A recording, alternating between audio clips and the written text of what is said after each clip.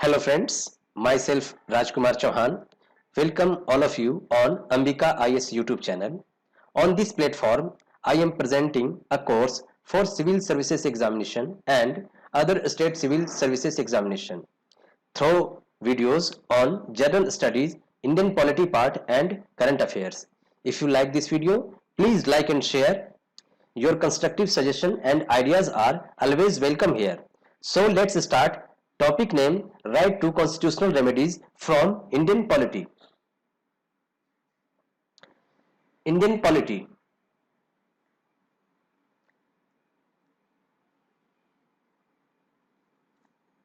Indian polity के अंतर्गत आज हम राइट टू कॉन्स्टिट्यूशनल रेमेडीज के बारे में पढ़ेंगे कि यह क्या है।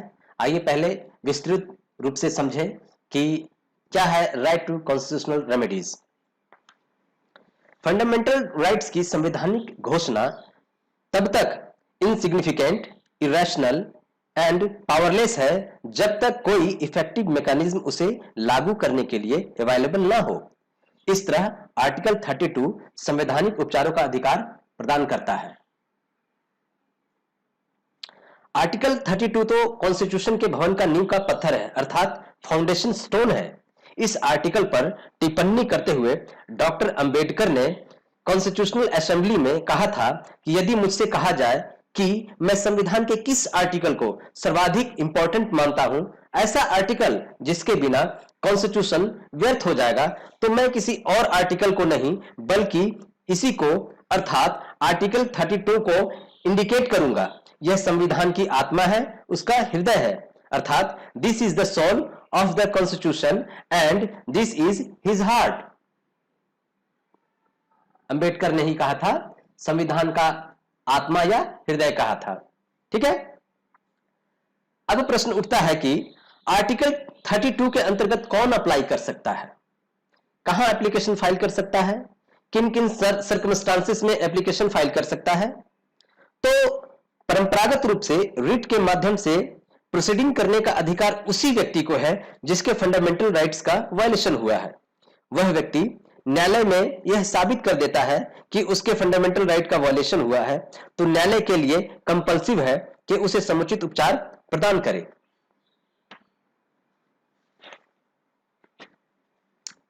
परंतु अब उच्चतम न्यायालय ने भिन्न दृष्टिकोण अर्थात एटीट्यूड ऑफ माइंड अपनाते हुए आर्टिकल 32 में लोकस स्टैंडी को आधार को काफी व्यापक बना दिया है। क्या है लोकस स्टैंडी? तो लोकस स्टैंडी जो है एक लैटिन वर्ड है और इसका अर्थ होता है सुने जाने का अधिकार या हस्तक्षेप का अधिकार। ठीक है। तो आर्टिकल 32 के अधीन कोई संस्था अर्थात इंस्टीट्यूशन या पब्लिक इंटरेस्ट से इंस्पायर सिटीजन या क्लास ऑफ पीपल किसी ऐसे व्यक्ति के कॉन्स्टिट्यूशनल या लीगल राइट्स के इन्फोर्समेंट के लिए रिट फाइल कर सकता है जो पॉवर्टी या किसी अन्य कारण से रिट फाइल करने में सक्षम नहीं है। ऐसा व्यक्ति या वर्ग आर्टिकल 226 के अंतर्गत भी अप्लाई कर सकता है, अर्थात पब्लिक इंटरेस्ट लिटिगेशन PIL लोक हितवाद का अब हमारे यहां भी प्रचलन है। एग्जांपल्स में देखेंगे तो सेंटर फॉर PIL बनाम भारत संघ के मामले में केंद्रीय सतर्कता आयोग के रूप में PG थॉमस की नियुक्ति का इस आधार पर विरोध किया गया था कि उनके ऊपर भ्रष्टाचार निवारण के तहत मामला लंबित था। न्यायालय ने उनकी नियुक्ति को अनकॉन्स्टिट्यूशनल घोषित कर दिया तथा अभिखंडित घोषित कर दिया। ठीक है। तो जिस व्यक्ति के मूल अधिकार का उल्लंघन होता है वह उच्चतम न्यायालय या उच्च न्यायालय किसी भी न्यायालय में जा सकता है अपने विवेकानुसार। ठीक है। वहां वो अपना आवेदन देगा।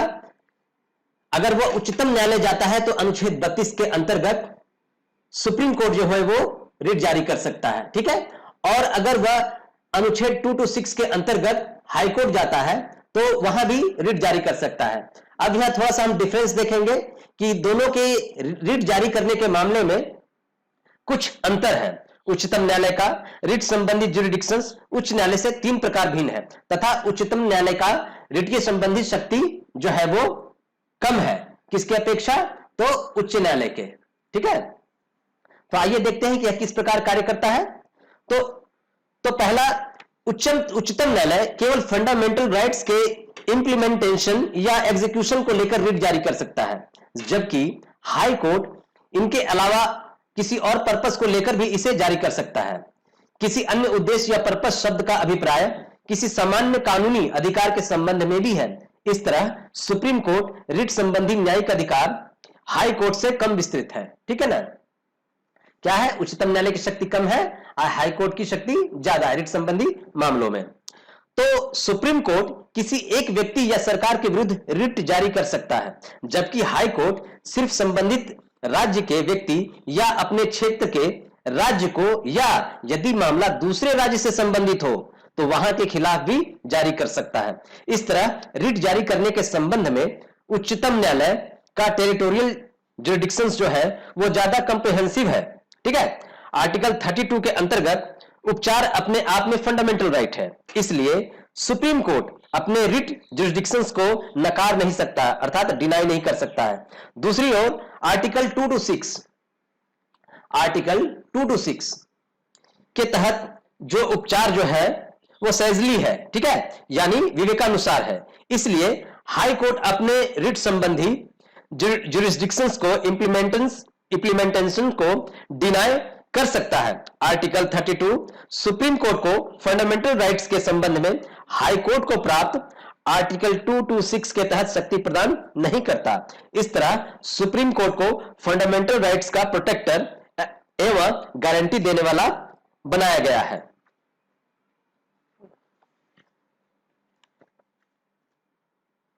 ठीक है ना, तो यहां पर एक चीज और गौर करने वाली बात है, यहां नोट में लिख लेंगे कि अन्य न्यायालय भी रिट जारी कर सकता है संसद विधि द्वारा, अर्थात संसद जो कानून बनाए, परंतु सर्वोच्च न्यायालय का जो प्राप्त है रिट संबंधी शक्ति वो बाधित नहीं होना चाहिए। ठीक है, अब हम रिट के बारे में पढ़ेंगे कि रिट्स क्या है, किन परिस्थितियों में जारी होती है, कैसे जारी होती है, कौन जारी करता है। तो इंडियन कॉन्स्टिट्यूशन में दिए गए फंडामेंटल राइट्स के ओबीडियंस को इंप्लीमेंट करने की power of judiciary, fairness of court और फ्रीडम पर ही नहीं, इस बात पर भी निर्भर करती है कि एग्जीक्यूटिव या अन्य अथॉरिटीज से अनुपालन कराने के लिए उसके पास कितने इफेक्टिव टूल्स हैं। सिस्टम ऑफ लॉ में ये टूल्स हैं रिट, या जिन्हें आदेशिकाएं भी कहते हैं। तो ये रिट्स क्या है, तो सबसे पहला हेबियस कॉर्पस, जिसे बंदी प्रत्यक्षीकरण भी कहते हैं, मैंडमस अर्थात परमादेश, प्रोबिएशन अर्थात प्रतिषेध, सर्टियोरेरी अर्थात उत्प्रेषण, क्यू वारंटो अर्थात अधिकार परीक्षा। अब हम जानेंगे यह किनके विरुद्ध जारी भी किया जा सकता है और किसके विरुद्ध नहीं जारी किया जा सकता है। तो बंदी प्रत्यक्षीकरण और अधिकार परीक्षा जो रिट्स हैं वो केवल व्यक्ति या अधिकारी के खिलाफ जारी किया जा सकता है, जबकि परमादेश जो है व्यक्ति, प्राधिकारी, अधीनस्थ न्यायालय के खिलाफ भी जारी किया जा सकता है। उत्प्रेषण और प्रतिषेध रिट जो है केवल अधीनस्थ न्यायालय अर्थात सबऑर्डिनेट कोर्ट्स के खिलाफ ही जारी किए जा सकते हैं। आइए विस्तार से इसे हम जानते हैं कि ये जो रिट्स हैं किनके खिलाफ जारी किए जाते हैं, किन परिस्थितियों में जारी किए जाते हैं। तो संविधान के अनुसार उच्चतम न्यायालय को आर्टिकल 32 तथा हाई कोर्ट को आर्टिकल 2 to 6, ठीक है, सुप्रीम कोर्ट को आर्टिकल 32 तथा हाई कोर्ट को आर्टिकल 2 to 6 के अंतर्गत मूल अधिकारों के वायलेशन पर रिट जारी करने का अधिकार है। ठीक है ना, अब हम पढ़ेंगे आगे कि क्या है रिट। हेबियस कॉर्पस अर्थात बंदी प्रत्यक्षीकरण। हेबियस कॉर्पस का अर्थ है टू हैव अ बॉडी, अर्थात शरीर को प्राप्त करना। ठीक है ना, यह उस व्यक्ति के संबंध में कोर्ट द्वारा जारी आदेश है जिसे दूसरे द्वारा कस्टडी में रखा गया है। उसे कोर्ट के सामने प्रेजेंट किया जाए तब कोर्ट मामले की जांच करता है। यदि कस्टडी में लिए गए व्यक्ति का मामला इलीगल है तो उसे स्वतंत्र किया जा सकता है। इस तरह यह किसी व्यक्ति को फोर्सफुली कस्टडी में रखने के विरुद्ध है। हेबियस कॉर्पस की रिट पब्लिक अथॉरिटी हो या इंडिविजुअल, दोनों के अगेंस्ट इशू किया जा सकता है। और हम देखेंगे कि यह रिट कब जारी नहीं किया जा सकता है, कब नहीं किया जा सकता है। यदि कस्टडी जो है जो लीगल है तब जारी नहीं किया जा सकता है। कार्यवाही जो है किसी विधानमंडल या न्यायालय की अवमान अर्थात कंटेम्प्ट ऑफ कोर्ट के तहत हुई हो, कोर्ट द्वारा कस्टडी एवं कस्टडी कोर्ट के जुरिस्डिक्शंस के बाहर हुई हो तो जारी नहीं किया जा सकता है। ठीक है ना, संक्षेप में बंदी प्रत्यक्षीकरण व्यक्ति या अधिकारी के खिलाफ जिसने किसी व्यक्ति को अवैध रूप से बंदी बना रखा हो, ठीक है ना, बंदी बना रखा हो। तो अब यहां एक सोचने वाली बात है कि सुनवाई के समय व्यक्ति का न्यायालय के समक्ष उपस्थित होना अनिवार्य नहीं है। क्यों नहीं है? तो कानून संज्ञान बनाम जिला मजिस्ट्रेट दार्जिलिंग वाद 1974 के मामले में कोर्ट ने कहा था कि व्यक्ति का उपस्थित होना जरूरी नहीं है। ओके, अब हम जानेंगे कि परमादेश क्या है, अर्थात मैंडमस। मैंडमस, इसका शाब्दिक अर्थ है वी ऑर्डर या वी कमांड, अर्थात हम आदेश देते हैं। यह एक कमांड अर्थात नियंत्रण है जो पब्लिक ऑफिशियल्स को जारी किया जाता है ताकि उनसे उनके कार्यों और उनके नकारने के संबंध में पूछा जा सके। किन बारे में? उनके कार्यों और उसे नकारने अर्थात डिनाई करने के संबंध में पूछा जा सके। इसे किसी भी public entity, corporation, subordinate courts, authorities या गवर्नमेंट के अगेंस्ट सेम पर्पस के लिए इशू किया जा सकता है। ठीक है, संक्षेप में व्यक्ति, अधिकारी, अधीनस्थ न्यायालय, सरकार, निगम को उनके कर्तव्यों करने के अवैध कार्यों को रोकने हेतु जारी की जाती है। अब है कि मैंडेमस रिट इश्यू नहीं किया जा सकता। कब नहीं किया जा सकता? तो प्राइवेट पर्संस या इंस्टीट्यूशन के अगेंस्ट नहीं जारी किया जा सकता। ऐसे डिपार्टमेंट जो नॉन कॉन्स्टिट्यूशनल है, जब कर्तव्य विवेकानुसार हो, जरूरी नहीं है। कॉन्ट्रेक्चुअल ऑब्लिगेशन अर्थात संविदात्मक दायित्व को लागू करने के विरुद्ध भी जारी नहीं किया जा सकता है। प्रेसिडेंट ऑफ इंडिया या स्टेट गवर्नर्स के विरुद्ध और हाईकोर्ट के चीफ जस्टिस जो न्यायिक क्षमता में कार्यरत है अर्थात वो अपने पद पे हैं, इन मामलों में परमादेश अर्थात मैंडेमस रिट जारी नहीं किया जा सकता।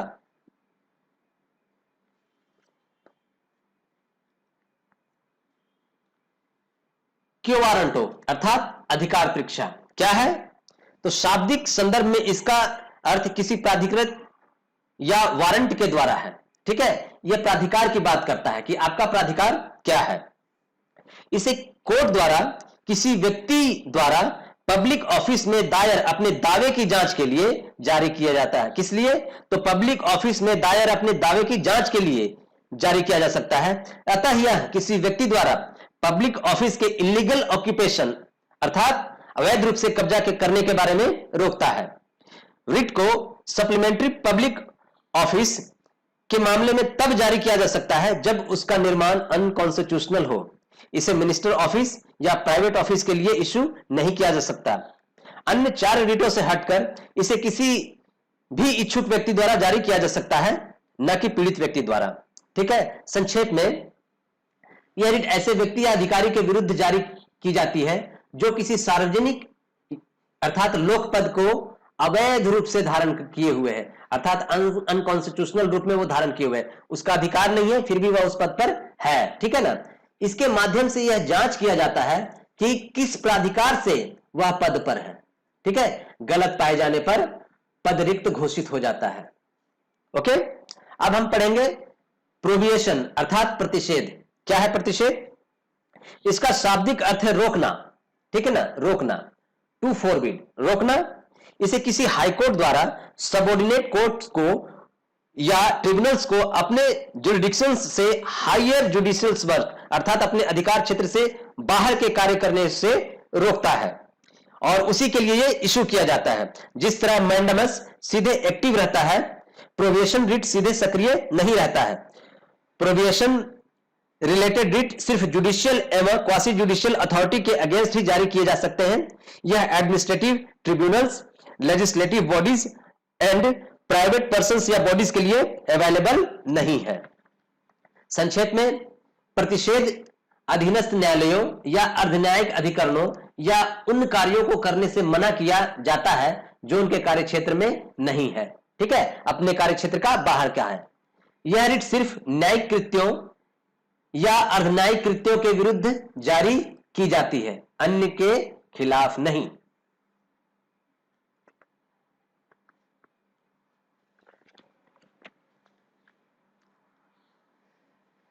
सर्ट्यूरेरी अर्थात उत्प्रेषण। क्या है उत्प्रेषण?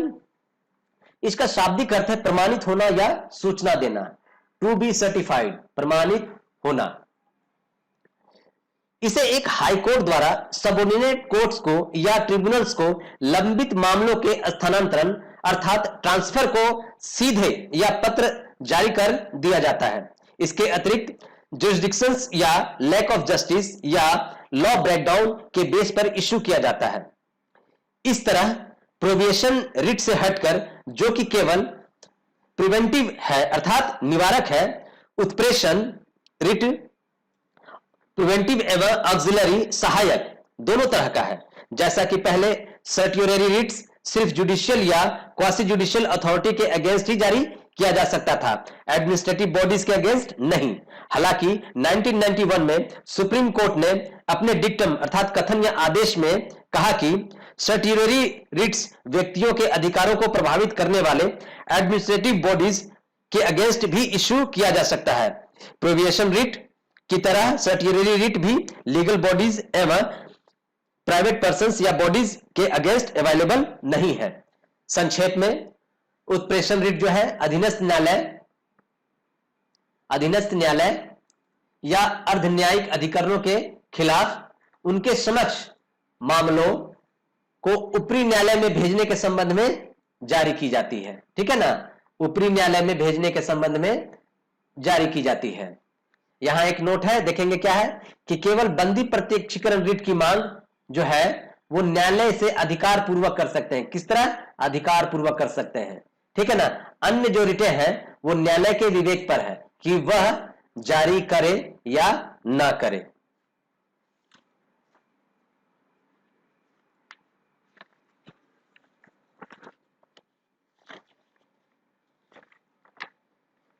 अब हम पढ़ेंगे मूल अधिकारों पर प्रतिबंध या अपवाद ये किन परिस्थितियों में लगाए जाते हैं, अर्थात रेस्ट्रिक्शंस ऑफ फंडामेंटल राइट्स। ठीक है, तो अभी इसे विस्तार से समझ लेते हैं कि क्या है। तो यद्यपि इंडियन कॉन्स्टिट्यूशन में सभी फंडामेंटल राइट्स को प्रत्येक व्यक्ति के लिए इंश्योर करता है अर्थात सुनिश्चित करता है, तथापि इसके कुछ अपवाद एवं सीमाएं एक्सेप्शन एंड रेस्ट्रिक्शंस भी है। नागरिक पूर्णतः अपनी इच्छा से अपने अधिकारों का प्रयोग नहीं कर सकता, इनका उपयोग वह कुछ संवैधानिक सीमाओं में रहकर ही कर सकता है। भारतीय संविधान इन अधिकारों पर यथोचित प्रतिबंध अर्थात रीजनेबल रेस्ट्रिक्शंस लगाता है, जिससे पब्लिक सिस्टम अर्थात सार्वजनिक व्यवस्था, नैतिकता और स्वास्थ्य बरकरार रह सके। कॉन्स्टिट्यूशन का सदैव यह ऑब्जेक्टिव रहा है कि वह कलेक्टिव इंटरेस्ट अर्थात सामूहिक हितों को ध्यान में रखते हुए फंडामेंटल राइट्स पर रीजनेबल रिस्ट्रिक्शंस लगा सकता है। यह किन परिस्थितियों में होता है, तो आइए चर्चा कर लेते हैं। तो freedom of expression and speech, अभिव्यक्ति और भाषण की स्वतंत्रता पर प्रतिबंध लगाया जा सकता है, जिससे राष्ट्र की अखंडता एवं एकता यानी unity and integrity of the Nations, fraternity बंधुत्व, सॉवरेनिटी संप्रभुता एवं भारत की आंतरिक एवं बाह्य सुरक्षा, बाहरी राष्ट्रों या राज्यों के साथ मधुर संबंध, सार्वजनिक व्यवस्था, शालीनता, नैतिकता आदि की हानि न हो, अपराध एवं न्यायालयों का अवमान न हो। ठीक है। 2 नंबर, भारत की संप्रभुता, भारत की जो संप्रभुता है और अखंडता और सार्वजनिक आदेशों की रक्षा हेतु बिना हथियार के शांतिपूर्ण सभा के अधिकार पर भी प्रतिबंध लगाया जा सकता है।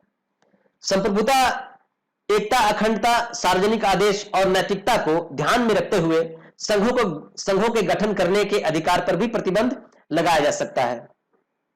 सामान्य नागरिकों अथवा शेड्यूल्ड कास्ट एवं शेड्यूल्ड ट्राइब जनजातियों के हितों की सुरक्षा हेतु भारत के किसी भी क्षेत्र में बसने अथवा निवास करने के अधिकार पर भी रेस्ट्रिक्शंस लगाया जा सकता है। किसी व्यवसाय को करने अथवा पेशे को अपनाने व उसका अभ्यास करने के अधिकार पर सामान्य जनता के हितों की सुरक्षा हेतु प्रतिबंध लगाया जा सकता है। राज्य को यह भी अनुमति है कि वह किसी पेशे के लिए न्यूनतम योग्यता का निर्धारण कर सकता है। संक्षेप में, पहला, आपातकाल के समय, ठीक है, आपातकाल के समय अनुच्छेद 20 और 21 को छोड़कर अन्य सभी जो मूल अधिकार है उन पर प्रतिबंध लगाया जा सकता है। आपातकाल क्या है, तो इसे हम थोड़ा सा संक्षेप में चर्चा कर लें। आपातकाल 3 तरह के होते हैं। पहला, नेशनल इमरजेंसी, जो कि आर्टिकल 352 के अंतर्गत लगाया जाता है, ठीक है, और राष्ट्रपति शासन प्रेसिडेंट रूल जिसे आर्टिकल 356 के अंतर्गत लगाया जाता है, एवं फाइनेंशियल इमरजेंसी जिसे आर्टिकल 360 के अंतर्गत लगाया जाता है। इनका हम विस्तार से अगले चैप्टर में पढ़ेंगे आपातकाल के बारे में। फिलहाल यहां थोड़ा सा संक्षेप में हमने चर्चा कर लिया, ठीक है। अब क्या है कि अनुच्छेद 31 का ए, ठीक है, आर्टिकल 31 का कैपिटल ए, संपत्ति के अनिवार्य अर्जन पर बल और राष्ट्र के विकास एवं सार्वजनिक कल्याण हेतु इसी के आधार पर अनुच्छेद 19 या 14 की जो स्वतंत्रता है वो भंग हो सकती है। किसके तहत? अनुच्छेद 31 ए के तहत। अनुच्छेद 31 ए के तहत अनुच्छेद 19 या 14 की जो स्वतंत्रता है वो भंग हो सकती है। अनुच्छेद 31 का बी जो है, नवी अनुसूची जोड़ा गया, ठीक है ना। यहां पर ये एक कथन है कि न्यायिक पुनर्विलोकन नहीं हो सकता है, अर्थात नवी अनुसूची का जो है वो जुडिशियल रिव्यू नहीं हो सकता, ऐसा कहा जाता है। परंतु इसमें भी रेस्ट्रिक्शंस है। क्या है कि 24 अप्रैल 1973 के बाद हो सकता है, यह न्यायालय का कथन है। 24 अप्रैल 1973 के बाद जितने भी विषय नवी अनुसूची में जोड़े गए हैं उसे उनका जो है न्यायिक पुनर्विलोकन हो सकता है, और विधि सम्मत पाए जाने पर वो रहेगा और विधि सम्मत नहीं रहने पर वो निरस्त हो जाएगा। अनुच्छेद 31 का सी नीति निदेशक तत्वों को मूल अधिकारों पर वरीयता देता है, परंतु केवल अनुच्छेद 39 का बी तथा 39 का सी, ठीक है ना। अब ये 39 का बी और 39 का सी क्या है?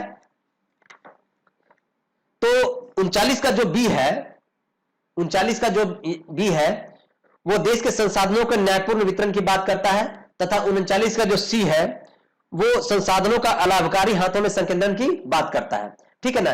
इन दोनों को लागू करने के लिए कोई कानून बनाया जाए तो उन कानूनों के द्वारा अनुच्छेद 14 एवं अनुच्छेद 19 के अधिकार छीने जा सकते हैं।